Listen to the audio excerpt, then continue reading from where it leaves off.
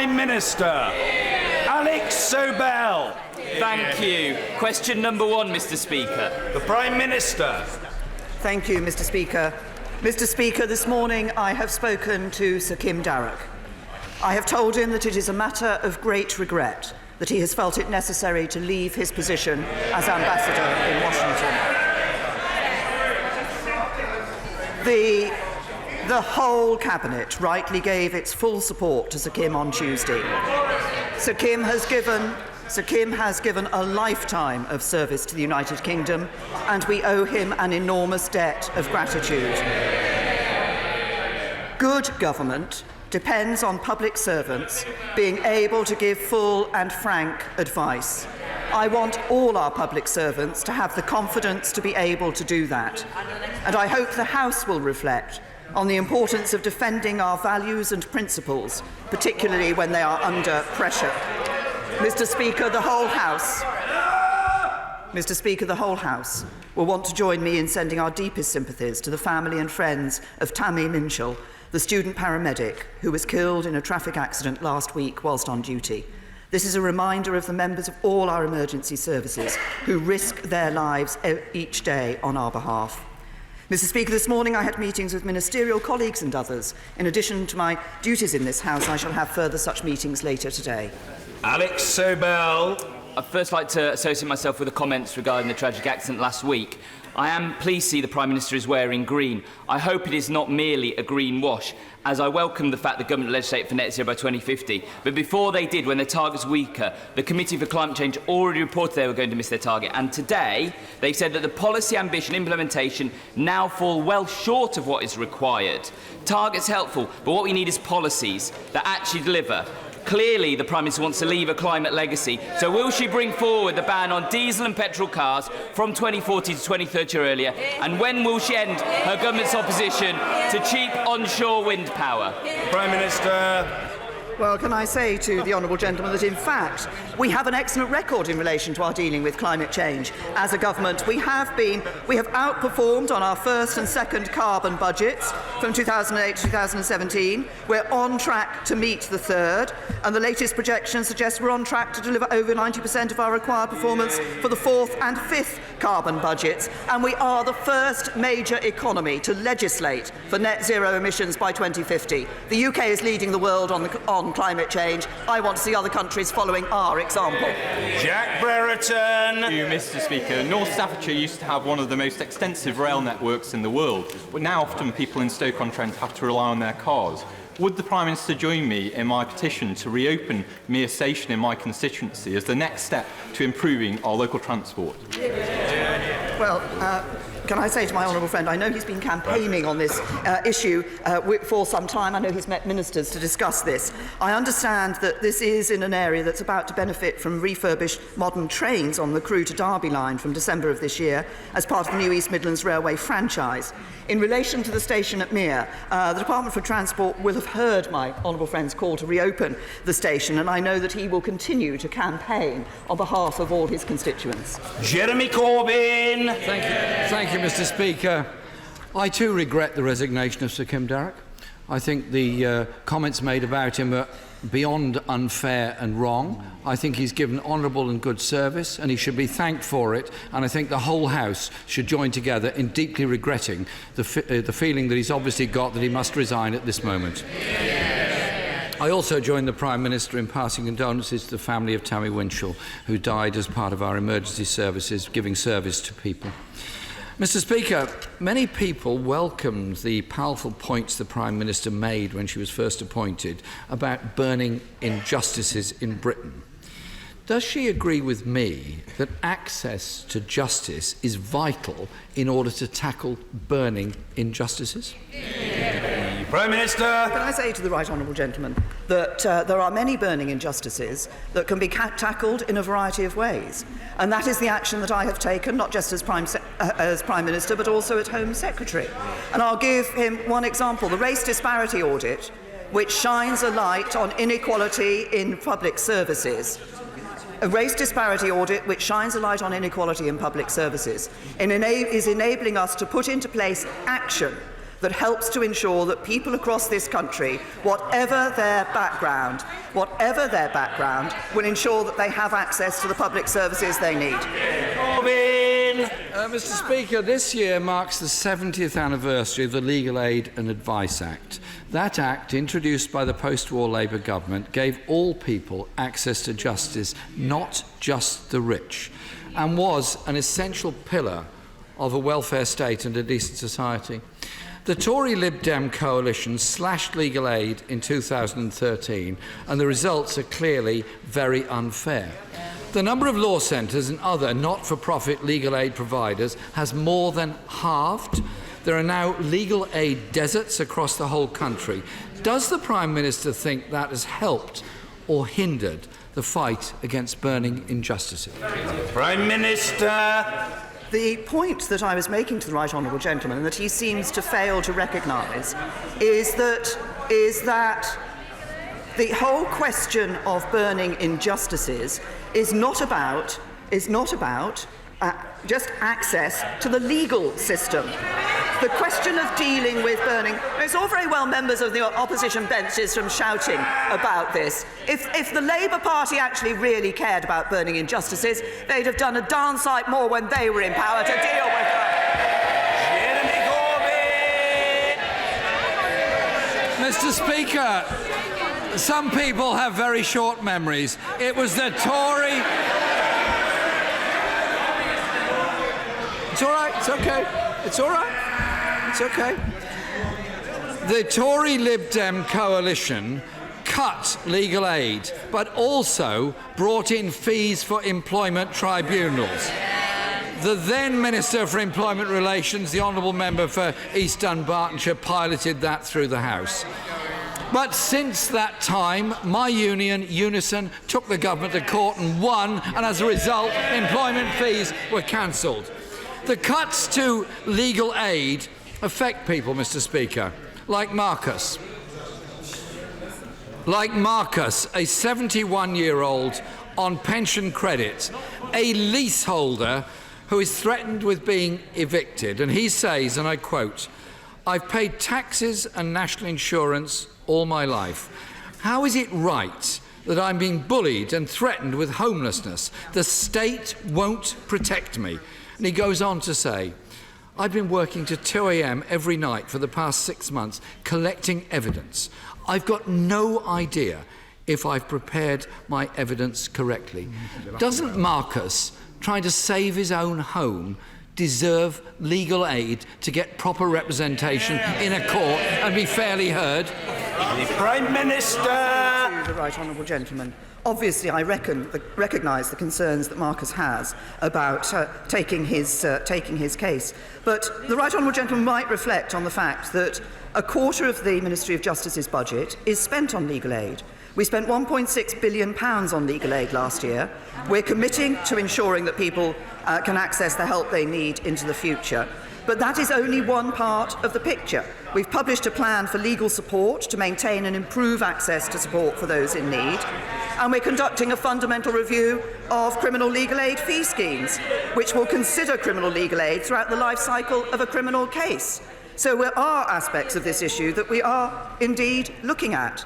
But I think it is important that we ensure that we are careful with the provisions that we make for legal aid. And as I say, a quarter of the Ministry of Justice budget is spent on legal aid. Jeremy Corbyn. Mr. Speaker, just so everyone's aware of it, Labour is committed to restoring legal aid funding for family law, for housing, for benefit appeals, for judicial review preparation, for inquests and real action on immigration cases. And as we announced yesterday, we will end the leasehold scandal.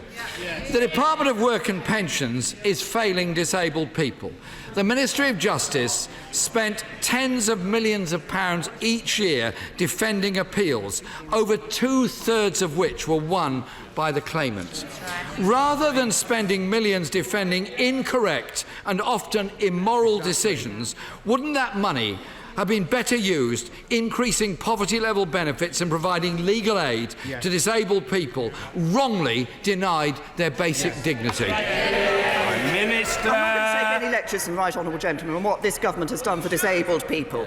We are committed to tackling the injustices that are facing disabled people, so everyone can go as far as their talents will take them. Our spending on support for disabled people and people with health conditions is at a record high. We are seeing many more people, over 900,000 more disabled people in work as a result of what this government has done. But if the Right Honourable Gentleman is really interested in tackling injustices, then the biggest injustice he should tackle is in his own Labour Party and deal with anti-Semitism. Jeremy Corbyn. Mr. Speaker, my party is totally committed to eliminating racism in any form, anti-Semitism in any form. And while she is about the lecturing, how about the investigation into Islamophobia in her own party? Order, Mr. Bowie. You are as noisy as your illustrious late namesake David Bowie, but sadly nothing like as melodic, my dear chap. Jeremy Corbyn. Mr. Speaker, one lecture she might not want to take from me, but she might care to listen to what the United Nations said when they, and I quote, condemned the UK government for its grave and systematic violations of the rights of disabled people. The Windrush scandal has resulted in the government having to allocate £200 million in compensation to people wrongly deported from this country, denied services and their lives totally pulled apart. People have given their life to this country and our services. Does the Prime Minister think that scandal would have happened if legal aid had not been slashed by the government, so many of those people were denied any representation in court? Well, the Right Honourable Gentleman Prime Minister. really needs to think rather more carefully about his arguments. Let's look about the issue of people in the Windrush generation. I've apologised for what happened to people in the Windrush generation. I've been very clear that they are British, they are here, they have a right to be here, and these should not have happened. We've apologised for the mistakes that have been made. But he raises issues about people who were incorrectly deported. The initial historical review has found that there were around 11,800 detentions and removals, which they looked at. They identified 18 people who were most likely to have been wrongly deported or removed. Of those, 6 were removed or detained under the last Labour government. And I say to the Right Honourable Gentleman, the way he talks, you would think he was a man of principle. But what do we actually see from him? Labour policy is to ban non-disclosure agreements, but his staff have to sign them. He was an anti-racist, now he ignores anti-Semitism. He's been a Eurosceptic all his life, now he backs Remain. He's truly living up to the words of Marx. Those are my principles, and if you don't like them, I've got others.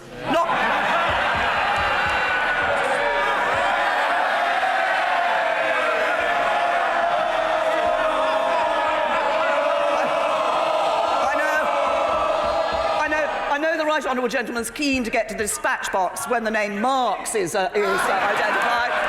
I was merely going to point out to him those were the words not of Karl, but of Groucho. Jeremy Corbyn. Coming from the Prime Minister who created the hostile environment which brought about the Windrush scandal, who ordered go-home vans to drive around London, who refuses to acknowledge Islamophobia in her own party, and whose party consorts with racists and anti-Semites in the European Parliament and sucks up to those governments across Europe. We don't need those kind of lectures. One legal aid firm, Mr. Speaker, one legal aid firm said, we see more people more desperate and in more extreme need than they were 5 years ago. There is nowhere to send them. Those people are invisible to the system. This is a denial of people's basic rights. The UN says legal aid cuts have overwhelmingly affected the poor and people with disabilities. Without equal access to justice, there is no justice. Today, in modern Britain, millions are denied justice because they don't have the money. Isn't that a disgrace? Isn't that a burning injustice? Prime Minister. Right, honourable gentleman. He may do his best to ignore the anti-Semitism in his party, but I think he should listen. I think he should listen to the words of the former Labour Party General Secretary, the noble Lord Treesman, who said, "We may one day be the party of anti-racism once again, but it certainly isn't today." He has asked questions about injustice. Let me tell him about an injustice. It's an injustice when you force people who are working hard day and night to earn an income for their family to pay more taxes because of a Labour Party economic policy in government that has led to the destruction of our economy. What do we see from the Labour Party? You earn more, they want you to pay more tax. You buy a home, they want you to pay more tax. You want to leave something to your children, they want you to pay more tax. Labour's £9 billion family tax. Labour used to have a slogan of education, education, education. Now it's just tax, tax, tax, injustice, injustice.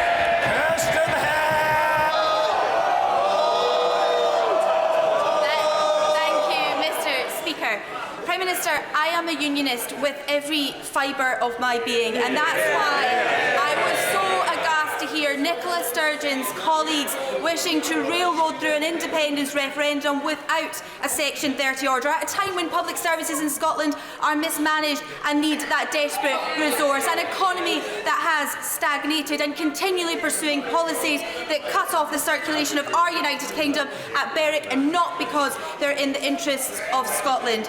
So will the Prime Minister join with me to condemn this illegal referendum approach and push the SNP to prioritise the areas that are actually in the interests of the people of Scotland? Well, can I say, my honourable friend is absolutely right. The SNP promised people in Scotland in 2014 that the independence referendum was a once-in-a-generation vote. Now they're laying the foundation for another vote in just 18 months' time. The SNP often claim, they stand up and claim it here in this House, that Scotland is being ignored. It's being ignored by an SNP government obsessed with another referendum against the wishes of a clear majority of Scots.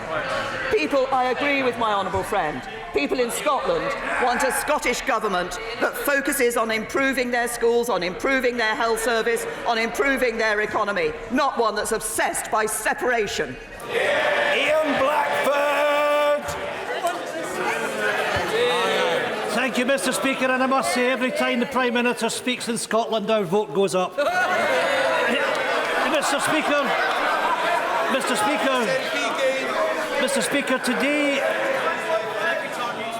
Speaker, today is Srebrenica Memorial Day, and I trust that everyone in this House will want to recognise the unbelievable sacrifice that so many faced. Yesterday I met some of the survivors of genocide, and we must do all we can to make sure that we call out the genocide deniers, that we learn the lessons from man's inhumanity to man that we witnessed in the continent of Europe, and never again should this happen in Europe or anywhere else. Can I join with the Prime Minister in her words to Kim Darroch? And it's a pity that the former Foreign Secretary, the candidate for leadership in the Tory party, did not stand up for our leading diplomat in the United States yesterday. And lastly, Mr. Speaker, can I also pay tribute to Winnie Ewing, who has her 90th birthday today, the only parliamentarian to sit in this House, in the Scottish Parliament and in the European Parliament. We remember the words of Winnie: "Stop the world, Scotland wants to get on." Mr. Speaker, Mark Carney has said that the UK economy does not appear to be growing. Danny Blanchflower, one of the few to predict the financial crisis in 2008, has said the early evidence suggests that the UK is already in recession. Mr Speaker, the dark clouds of Brexit are with us. Will the Prime Minister continue to ignore all the warning signs of recession? Minister! First of all, can I say to the right honourable gentleman, in relation to Srebrenica, I absolutely agree with him. We all must, we hope every time we see a massacre of this sort, we hope that humanity will learn from it. Sadly, all too often we see that is not the case. I was at the Western Balkans Summit last Friday in Poland, working with the countries of the Western Balkans, encouraging them and working with them to find peaceful ways of working together so that we can ensure that those countries see political stability and prosperity for their people in the future. The right honourable gentleman then talks about the state of the UK economy. Well, I'm very pleased to see that we actually have the best record in the G7 in terms of growth. We have the longest quarterly period of growth of any of the countries in the G7. We also, I have to say, to the right honourable gentleman, we have record numbers of people in employment, a record low in unemployment, and investment in our economy. This is an economy that is doing well, but it could really take off, and it would have done if the right honourable gentleman had actually voted for Brexit and voted for the deal we put for this House. Ian Blackford! Mr Speaker, perhaps we can look at the facts. Record food bank use. Ernst & Young tell us that the Brexit bill so far for financial services companies alone is as much as £4 billion. Foreign investment projects into the UK have dropped 14%, the lowest level in 6 years. Car production fell 15.5% in May, the 12th straight month of decline. UK retail sales have experienced their worst June on record.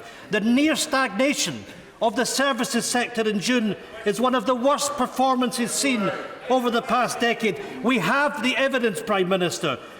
Your legacy will be driving the UK economy over the cliff into another recession. Hasn't this Prime Minister sacrificed the jobs and livelihoods of people across the UK in order to please her Brexiteer backbenchers? Take no deal off the table and take positive action to restore confidence in the economy. The blame for any recession will lie at the door of this Brexit-obsessed government that is incapable of doing the D job. Minister! Well, the right honourable gentleman talks about the car industry. I'm sorry that in referencing a car industry, he didn't reference the fact that in the last week we've seen the announcement by Jaguar Land Rover that they're going to manufacture electric vehicles in Castle Bromwich, preserving 2,700 jobs at the plant. We've also seen BMW announce they're going to manufacture the electric Mini in their Oxford plant, preserving 5,000 jobs in that plant. The right honourable gentleman knows that he could have taken no deal off the table by voting for the deal.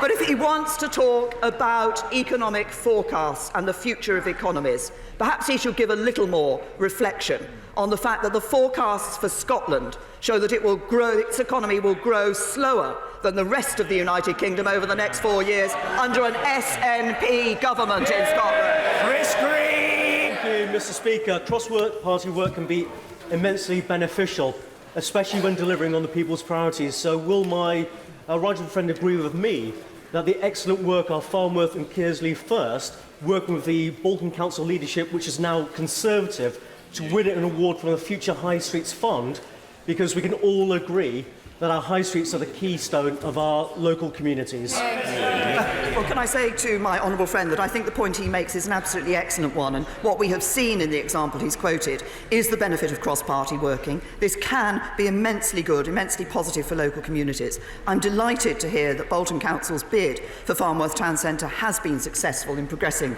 to the next phase of the Future High Streets Fund. He's right, we believe in our high streets, that's why we've created the High Streets Fund, and this cross-party working by a Conservative-led Bolton Council has shown what can be achieved. Alex Cunningham! Thank you, Mr Speaker. Children as young as 7 have been groomed and exploited to commit crimes such as placing drugs inside their bodies to move them across the country, yet are often treated as criminals, not victims. Yeah. There's also a sad lack of support for them, with 2/3 of councils having no plan for tackling this kind of exploitation and just half collecting the data on those at risk.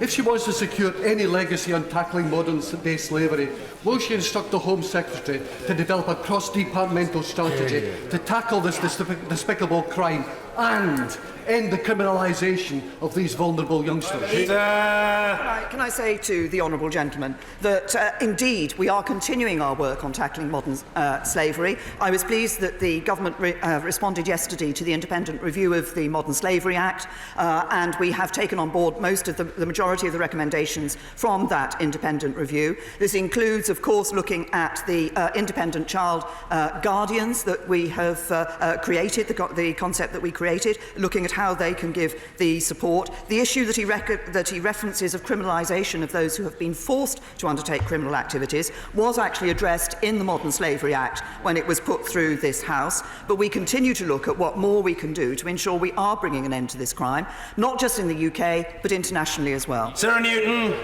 Speaker, due to extreme pressure on services across Cornwall, leaders of our health and care services have declared a critical incident. The pressure has impacted on the Royal Cornwall Hospital in particular. This is extremely worrying for all families across Cornwall who rely on Trelisk. Will my right honourable friend assure me that she'll do everything she can to enable health ministers to support leaders in Cornwall to resolve this situation as soon as possible? Prime Minister. Well, can I say to my honourable friend that obviously this is a very important issue for her and for her constituents, and we're aware of the issues at the Royal Cornwall Hospital.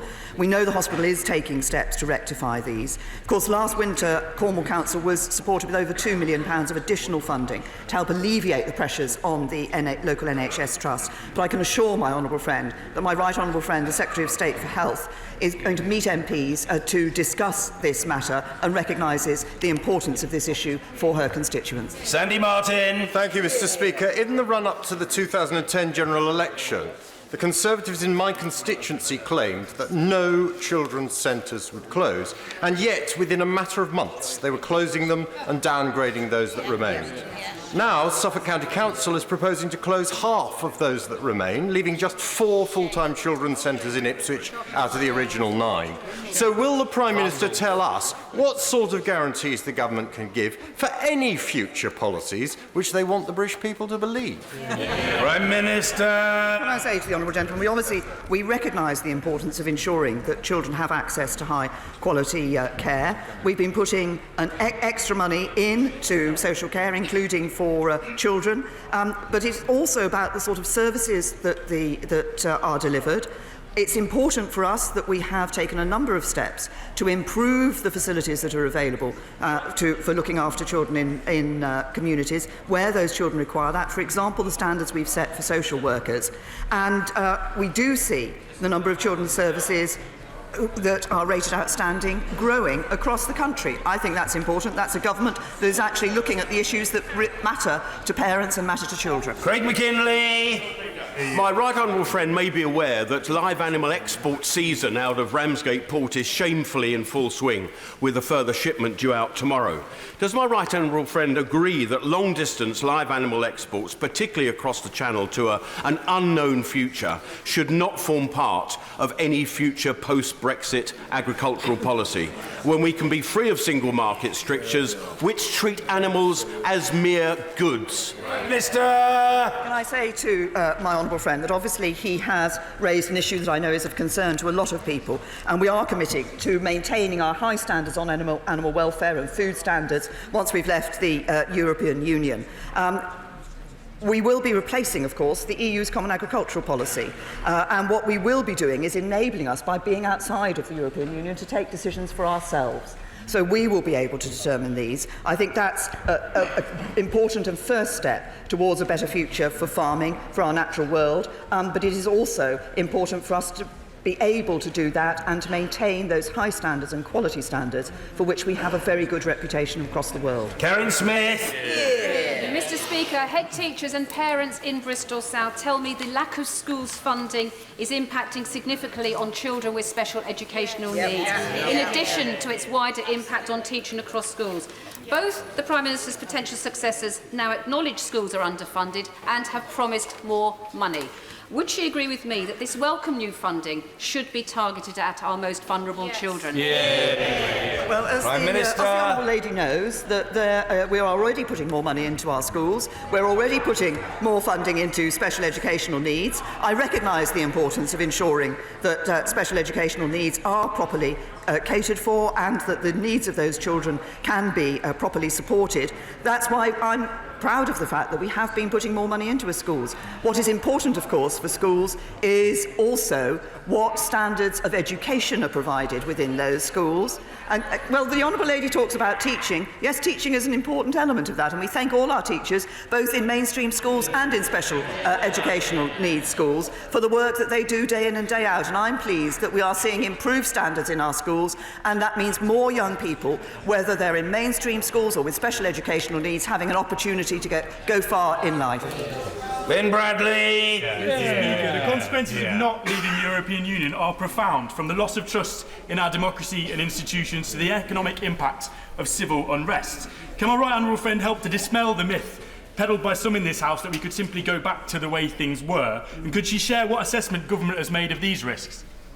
Prime Minister! I say to the honourable gentleman that I absolutely agree with him, that I think it is imperative for this House to deliver on the vote of the British people in 2016. I've said that on many occasions, standing at this dispatch box and elsewhere. I think it is important that we do that. We could already have done that. I'm sorry, I'm going to return to this theme, but we could already have done that had we had this House supported the deal. It will be up to my successor to find a way through this, to get a majority in this Parliament, but I agree that it is important that we do deliver trust in politics by saying to people, we gave you the choice, you told us your decision, we will now deliver on it. Justin Madden!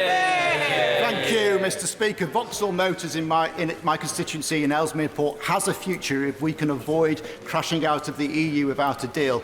But my constituents are very concerned to hear the Prime Minister's potential successors in recent weeks talk up the prospects of a no-deal Brexit. So will she tell them both in no uncertain terms that if they pursue that option, they will consign thousands of jobs in my constituency and beyond to history? Prime Minister! The honourable gentleman could have voted to save jobs in his constituency. It's no good Labour MPs trying to deny this. They had the opportunity 3 times to vote to leave with a deal, and 3 times they rejected it. And Mrs. Theresa May. Mr. Speaker, many of my constituents are deeply opposed to the Mayor of London's plans to build over station car parks at High Barnet, Cockfosters and Finchley Central. Will she urge the Mayor to drop these plans, which would only make life harder for long-suffering commuters who just want to get to work and provide for their families? Prime Minister! Well, can I say to my right honourable friend, I'm sure she appreciates the emphasis that the government has put on seeing more homes being built. We want to meet that ambition for 300,000 homes a year by the mid-2020s. It's a top priority for us, and London is a crucial part of achieving that ambition. But of course, while it's important to get the homes built, it's also vital that the impact on the local community is properly assessed when planning decisions are made. And I would say to my right honourable friend, we want to see more homes. They need to be built in the right place, and local concerns need to be properly taken into account. Deirdre Brock. Thank you, Mr. Speaker. The APPG on electoral campaigning transparency is fairly new, but it's already very clear to us that something is rotten in the state of UK. The Prime Minister is legacy shopping, so let me help. Will she commit to a clean-up of our election campaigning as a truly dignified legacy upon leaving office? She's refused to reveal her government spending with Cambridge Analytica and AIQ. Will she, before she leaves, change tack and start a new era where elections and referendums can't be so easily rigged? The Prime Minister! Can I first of all just say to the honourable lady, I've answered the question in relation to Cambridge Analytica on a number of occasions. It's been answered in writing by the appropriate minister. Can I also say to her, elections in this country are not rigged, as she has put it. The referendum was not rigged. These are the views of the British people who go to those ballot boxes, who put their votes forward, and if the honourable lady is so interested in ensuring that she is seeing democracy being respected, then she needs to ensure that she votes for a deal so we can deliver on the 2016 referendum. Robert Court! Thank you, Mr. Speaker. The Oxford Diocesan Schools Trust is an academy schools trust that operates across the Witney and Maidenhead constituencies. Will the Prime Minister join me in celebrating their successes, such as at Holyport Primary School in her constituency and outstanding rated Bryce Norton Primary School in my constituency? And would she further agree this is a real example of how academisation can really work in rural constituencies like ours? Well, can I say to my honourable friend that I'm very happy to join him in congratulating the Oxford Diocesan Schools Trust in the success that they've seen. I'm also happy to congratulate Holyport Primary School in the recognition that they have received as a good school, and to recognise Bryce Norton Primary in my honourable friend's constituency, who were rated outstanding. I think this does show that smaller schools in rural areas can provide an excellent quality of education, and that the academy movement can provide for those schools and for those children. And it goes back to the point I was making earlier. What matters is the quality of education our children receive.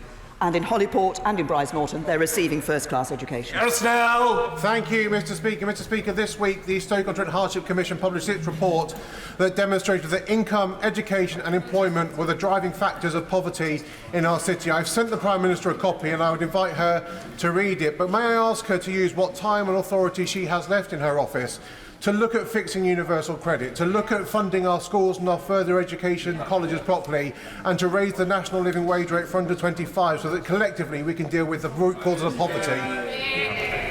Can I say to the honourable gentleman that he's raised a number of issues there. He will know that I believe that universal credit actually is a better system than the legacy system we inherited from the last Labour government. I think it does help people into the workplace. It ensures that as they earn more, they are able to keep more of that money. And on the issue of further education funding, I've already indicated on the back of the Auger review, which looked at post-18 education, I think it is important that we ensure that our further education colleges are funded and able to provide an alternative route through education for those young people for whom that is right. Rudy Harrison. Thank you, Mr. Speaker. Would my right honourable friend join with me in commending the hard work and dedication of staff at West Cumberland Hospital, the North Cumbria Trust, the Working Together Group and my fantastic community for their innovation and commitment, which in addition with the over £100 million of investment from this Conservative government means that consultant-led maternity will be staying open for future generations.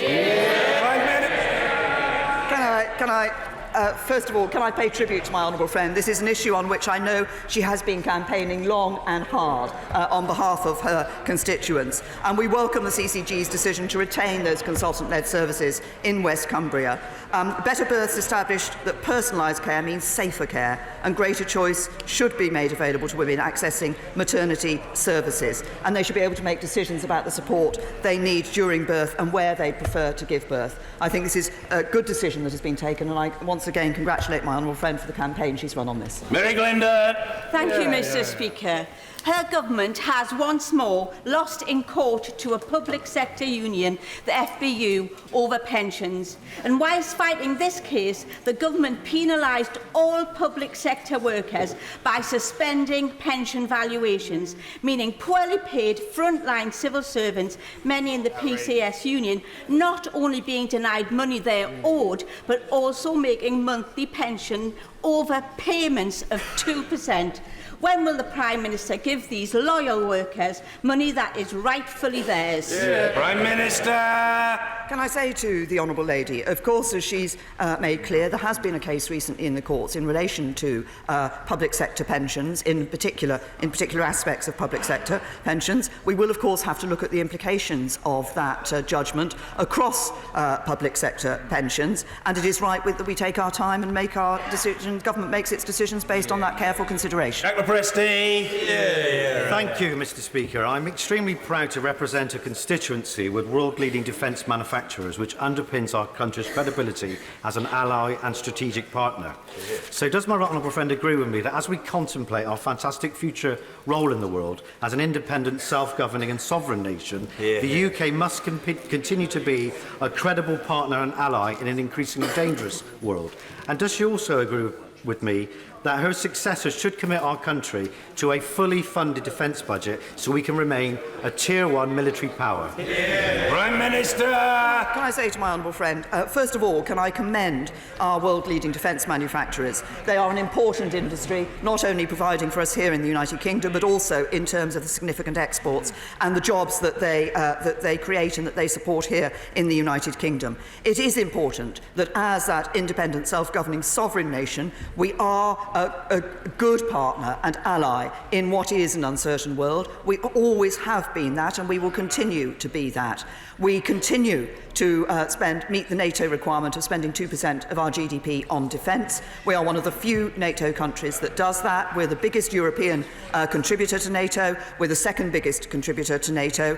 We are a leading military power, and we will remain a leading military power. Grady. Thank you, Mr. Speaker. During her premiership, we've marked 100 years since the armistice of the Great War, 100 years of women's suffrage, 70 years of the NHS, the Treaty of Rome and the Universal Declaration on Human Rights, 20 years of declaration, and a week on Saturday will mark 50 years since the moon landings, one of the greatest human endeavours ever accomplished. In 50 or 100 years' time, won't history judge Brexit and her legacy to have been one giant leap backwards for the people of these islands? Prime Minister! No. David Morris! Thank you, Mr. Speaker. Sorry I didn't hear you the first time.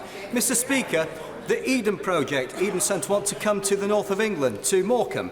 I would like to have a meeting with the Chancellor and the Prime Minister to talk about putting Eden into Morecambe to make sure it's the jewel in the northwest that it should be.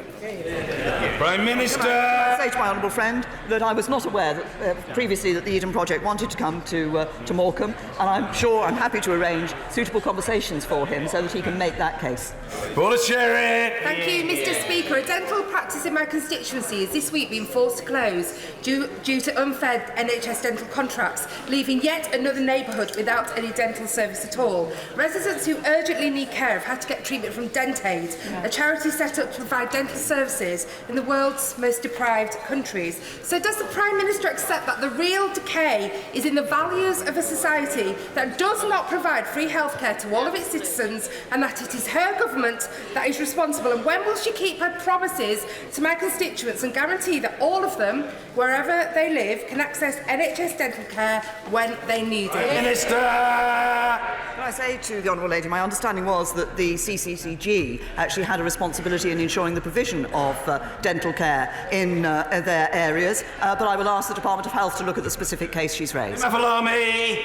Mr. Speaker, I commend the Prime Minister on her leadership ensuring that this government legislated for the net zero carbon emissions target for 2050. The Prime Minister, I'm sure, would agree that the next step is to make sure that how we plan to do this, make sure we improve our economy and improve our living standards and not destroy it. And I'm hosting a conference in my constituency to talk about this issue. Would she agree to be the guest speaker?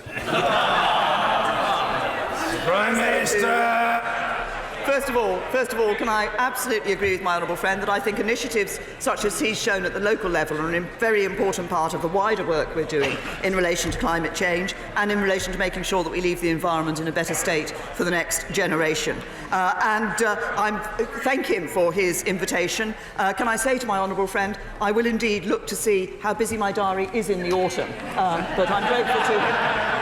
Well, you never know, I might have a bit more free time in the autumn, but this is an important issue, and I commend the fact that he is taking this initiative at a local level, because encouraging and raising awareness of climate change at a local level is important for all of us. It's certainly an innovative approach to the issue of invitations, upon which the honourable gentleman is doubtless to be complimented. Hugh Gaffney. Thank you, Mr. Speaker.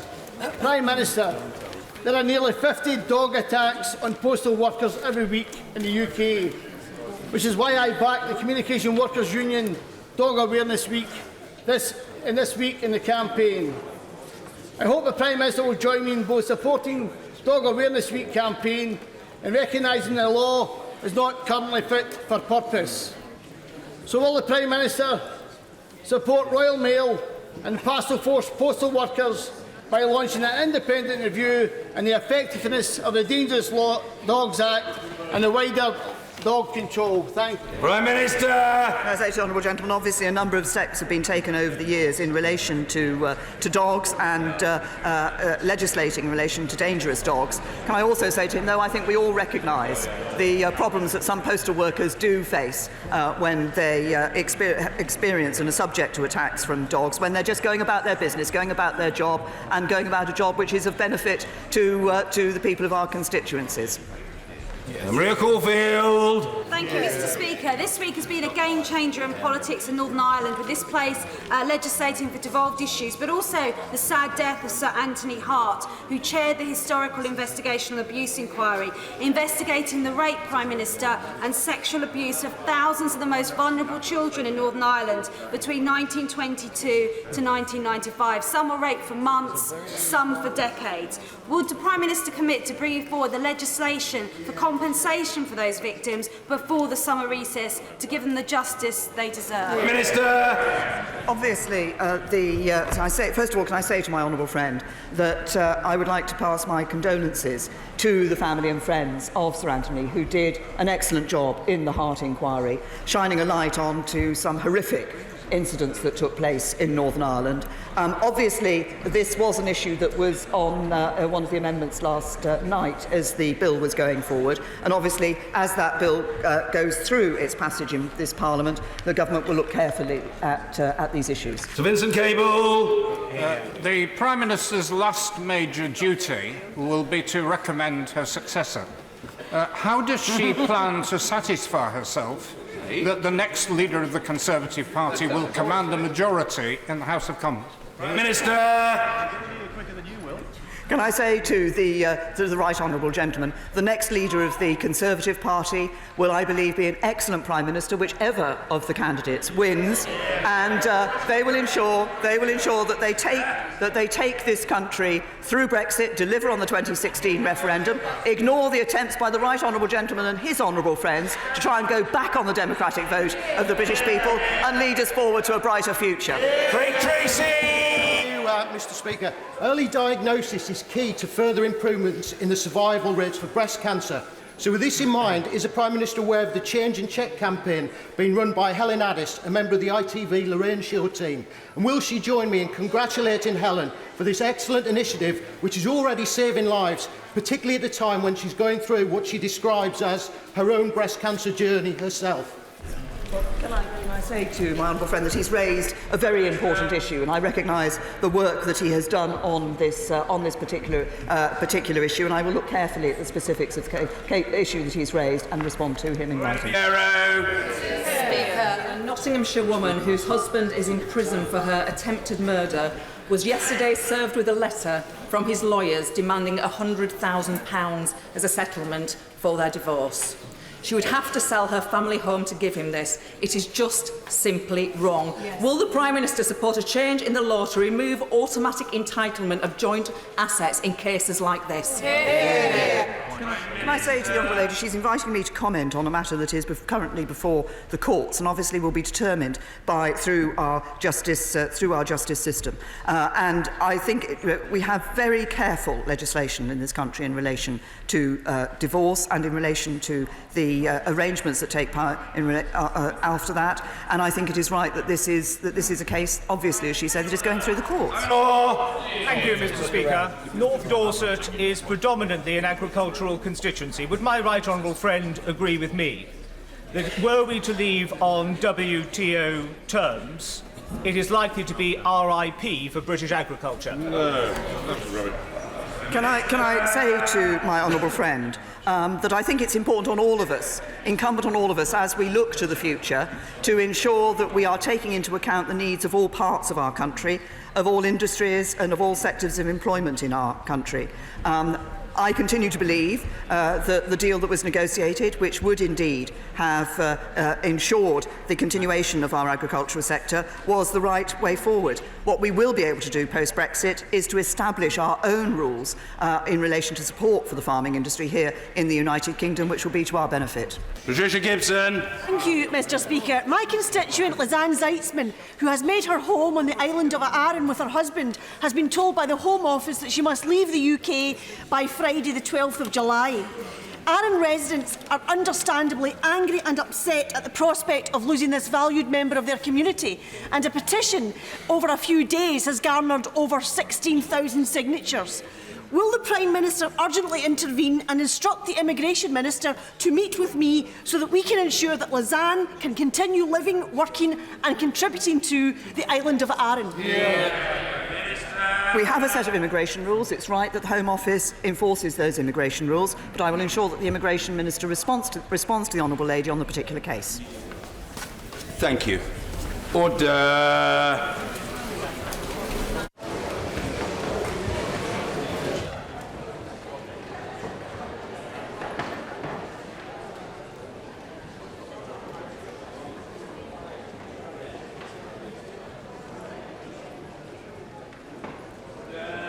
If members leaving the chamber could do so quickly and quietly, that would greatly assist us. Well, I know that everybody is doing his or her best, and that's appreciated. Thank you.